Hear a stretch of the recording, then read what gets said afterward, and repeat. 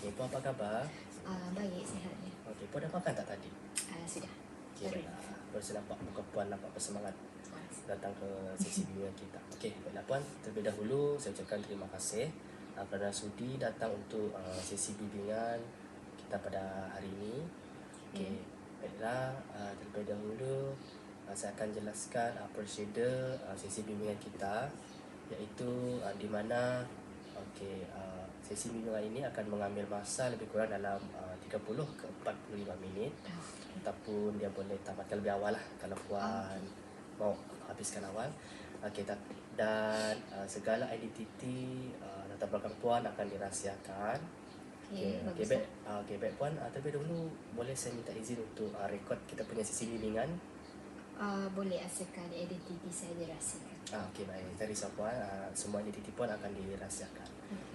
Okey, baiklah Puan, sebelum kita memulakan, boleh tak Puan ceritakan sikit latar belakang Puan? Okey, saya berumur 22 tahun. Saya ada 2 orang anak dan sekarang ni saya ibu tunggal lah. Oh, baik. Ya, saya baru bercerai dengan suami saya dalam 3 bulan lepas. Jadi sekarang ni saya tak bekerja, dan kebelakangan ni saya agak mengalami depresi sebab di perceraian kami orang hari itu. Jadi sekarang ni itulah tujuan saya ke sini. Maksudnya fokus masalah Puan sekarang ini, Puan mengalami depresi. Ya. Okey, baiklah. Puan boleh, kalau Puan tidak keberatan, boleh saya tahu apa punca perceraian Puan? Okey. Punca perceraian saya sebabkan suami saya sendiri. Suami saya memang ada bermasalah. Dia bukanlah seorang suami yang baik. Dia bukan seorang ayah yang baik juga. Jadi kami orang ni kahwin pada usia 18 tahun. Masa tu saya habis SPM. Lepas tu kita orang kahwin sebab saya dah mengandung dengan anak pertama saya. Dan pada ketika itu kita orang memang tak bersedia lagi jadi parents. Oh, tak bersedia. Ya. Apatah lagi nak jadi suami isteri kan, memang tak ada niat langsung. Sebab kita orang baru bercinta dalam 1 tahun lah macam tu. Lepas tu suami saya ni perangai dia berubah tau. Perangai dia berubah bila kita orang dah kahwin. Bila dah kahwin ni, dia jadi pemabuk. Ya. Dia tak ada kerja tetap, tapi dia ada kerja sambilan lah. Kerja sambilan dia ni sebagai driver lori untuk satu kilang ni. Jadi bila dia dah mabuk ni, dia suka pukul saya. Ya. Dia suka pukul saya. Lepas tu dia tak bagi saya nafkah. Dia tak ada bagi duit untuk saya beli barang keperluan. Kadang-kadang saya kena pergi jual kuih untuk belanja saya dan anak-anak saya. Sebab bila saya minta nanti, dia akan marah.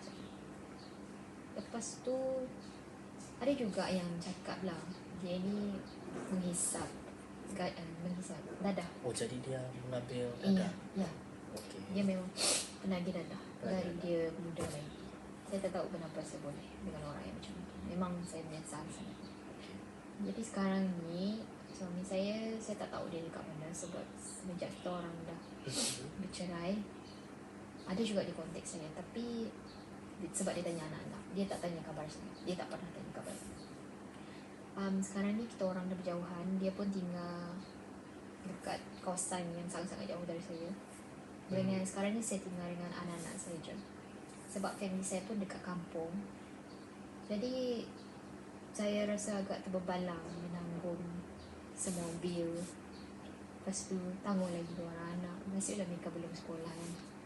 Dengan keadaan sekarang ni, saya pun tak bekerja.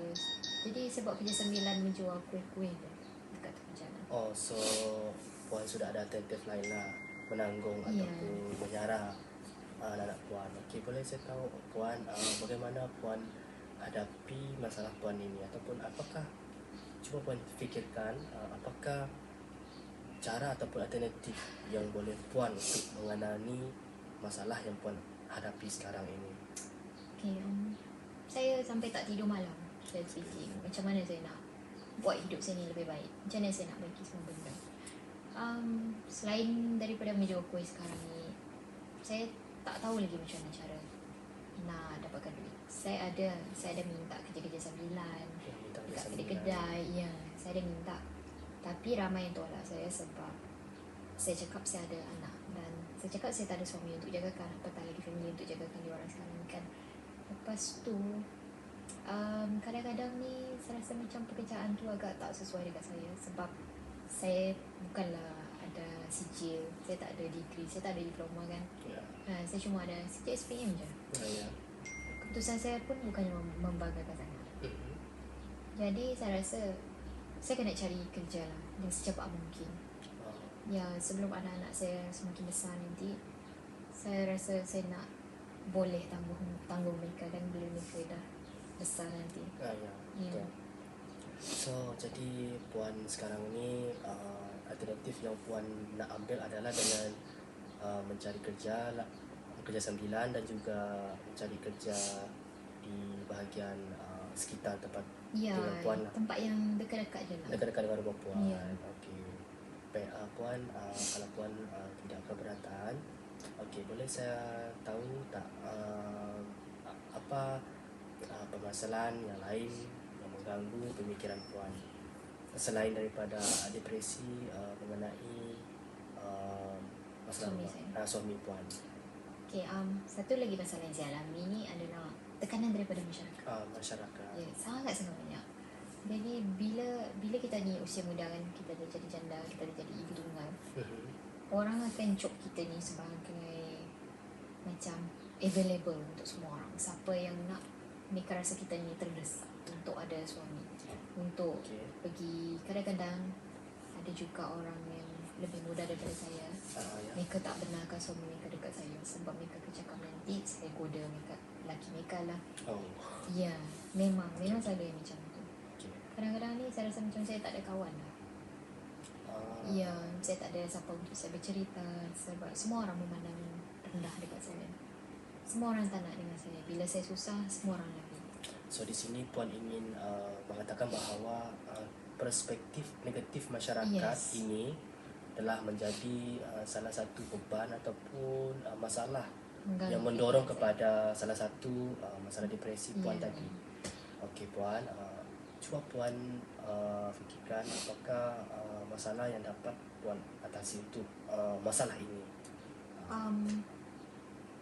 Saya rasa saya kena tabahkan diri je lah. Tabahkan diri. Ya, saya kena Betul. pekakan diri je Ya. dengan apa yang orang cakap kan. Sebab mereka tak ada kaitan dengan saya. Okey. Saya tak pernah minta duit ke mereka.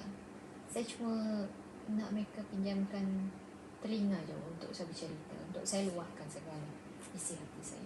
Sebab itulah saya dekat sini sekarang. Sebab saya tak ada siapa-siapa lagi yang saya nak luahkan. Ya, betul. Ya, Saya faham. saya tak meminta sedekah. Saya tak meminta siapa-siapa untuk tanggung saya. Apatah lagi untuk tanggung anak-anak saya. Jadi, ya, itu je saya boleh cakap. So, saya rasa melihat kepada masalah Puan ini, saya cuba cadangkan beberapa jenis kaedah atau cara lah yang boleh membuat Puan rasa lega. Mungkin di mana Puan boleh lebih bertambah lagi. Saya percaya dengan karakter Puan sekarang ini, saya melihat Puan ini seorang wanita yang kuat. Tapi Puan boleh lebih kuat dan mencari peluang pekerjaan yang lain. Mungkin Puan boleh berpindah ke tempat yang lain untuk merasakan persekitaran ataupun Ya, sekeliling yang lebih baru, di Ya. mana masyarakat di sekeliling Puan tidak mengenali semua Puan. Di latar belakang Puan, apa yang sudah Puan alami. Mungkin itu membuat Puan rasa lebih baik. Adakah itu Puan rasa membantu? Saya dah fikir dulu lepas saya cerai, saya ingat saya nak bawa anak-anak saya berpindah balik ke kampung. Tapi bila saya fikir lagi, kampung ni memang banyak sangat Ya. yang benda-benda yang negatif kan. Jadi saya batalkan niat saya. Ada juga saya fikir nak berpindah ke satu tempat baru sebab dia untuk cari pekerjaan satu. Ya. Kedua, saya nak besarkan anak-anak saya dalam persekitaran yang lebih positif. Tapi saya rasa buat masa sekarang ni saya tak boleh lah sebab masalah kewangan lagi kan. Ya, Tapi saya rasa saya memang bercadang dalam tahun ni saya nak berpindah lah. Tapi saya tak nak dekat dengan suami saya dulu. Itu je. Sebab saya nak besarkan anak-anak tu dengan saya sendiri, dengan hasil titik peluh saya sendiri. Saya tak perlukan lelaki lagi dalam hidup saya mungkin. Iya. Tapi benda tu bukan sekarang lah. Mungkin mana lah kita jodoh kan. Ya, betul. Juga. So maksudnya Puan bersetuju lah ni dengan pandangan saya berikan di mana Puan perlu keluar daripada kawasan yang di mana Puan alami begitu depresi. Yang saya rasa pun Puan perlu buat sedemikian jika Puan mampulah. Tapi ini bukan paksa, ini hanya satu cadangan agar Puan dapat rasa lebih selesa lah. Sebab pada pandangan saya selagi Puan berada di situ, saya rasa selagi itu Puan akan merasa begitu tertekan, lagi-lagi dengan masyarakat sekeliling. Ya, betul. Mungkin Puan akan terasalah dengan bualan-bualan. Ya, kita tahu masyarakat berjiran ini, kita tahu perkara begini memang sangat sinonim lah dalam masyarakat kita ini. So Puan, Puan ada apa-apa benda yang nak dikongsikan lagi? Ya, sebenarnya dalam sebulan yang lepas saya dimasukkan ke dalam hospital. Sebab sebab saya memang depresi sangat-sangat. Masa tu saya cuba nak bunuh diri. Saya pernah fikir nak buat benda tu semua. Jadi apa yang saya buat, saya makan pil tidur. Pakai tidur Puan? Ya, memang. Puan. Ya, masa tu anak-anak masa malam kan mereka masih tidur. Jadi bila pagi tu mereka tengok keadaan saya macam tu, mereka pergilah, mereka pergi minta tolong dekat jiran saya. Masa tu saya ingat memang macam saya tak tahu nak buat apa. Ya, sebab saya tak nak nanti anak-anak saya bila dah besar saya pula mau bebankan mereka kan. Tambah-tambah lagi saya rasa macam saya ni seorang yang gagal. Ya, saya rasa macam masa depan saya dah tak ada. Saya tak tahu nak buat apa lagi. Saya tahu itu memang silap saya lah. Saya menyesal juga sebab ambil keputusan sedemikian. Lepas daripada kejadian tu, suami saya dia macam dia selalu mendesak saya juga. Dia maksudnya Puan masih berkontak lagi masa tu? Ya, kita orang masih kontak sebab untuk anak-anak lah. Ya. Okay. Jadi kadang-kadang dia agak menekan saya. Kadang-kadang dia ungkit-ungkit benda yang lama. Tambah lagi family dia pun rasa macam nak ambil anak tu. Tapi saya tak nak. Sebab saya dah tak ada siapa-siapa dah selain daripada mereka orang. Itu je masalah dia. Okay, baiklah. Saya rasa mungkin cukup kuat saya rasa untuk sesi bimbingan kita pada ini. Dan saya melihat juga permasalahan Puan ini macam sedikit rumit untuk saya. Mungkin saya rasa jika Puan tidak keberatan, boleh saya merujuk Puan kepada pakar konselor kami lah untuk Puan ceritakan lagi ataupun Puan cuba mencari apakah kaedah atau alternatif lain lah yang boleh membantu permasalahan Puan ini. Tapi saya ingin memberi sedikit cadangan lah ataupun sedikit kata-kata semangat kepada Puan supaya Puan untuk terus kuat. Okay, Puan harus lebih kuat. Puan perlu lebih gigih lagi. Ya, saya percaya dengan karakter yang Puan ada ni, Puan ni seorang wanita yang kuat.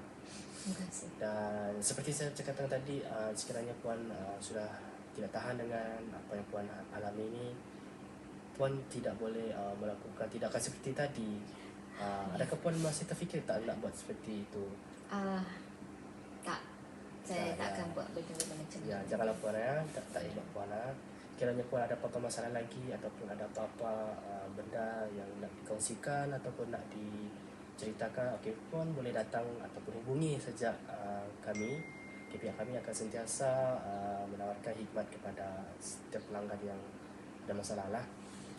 So saya rasa cukuplah untuk kita punya sesi bimbingan untuk pada hari ini. Okay, sekiranya ada apa-apa masalah, Puan terus kontak saya ataupun nombor office kami. Okay. Dan kita boleh buat appointment lah untuk perjumpaan kita yang seterusnya. Terima kasih. Terima kasih. Ya, baik, terima kasih kembali Puan.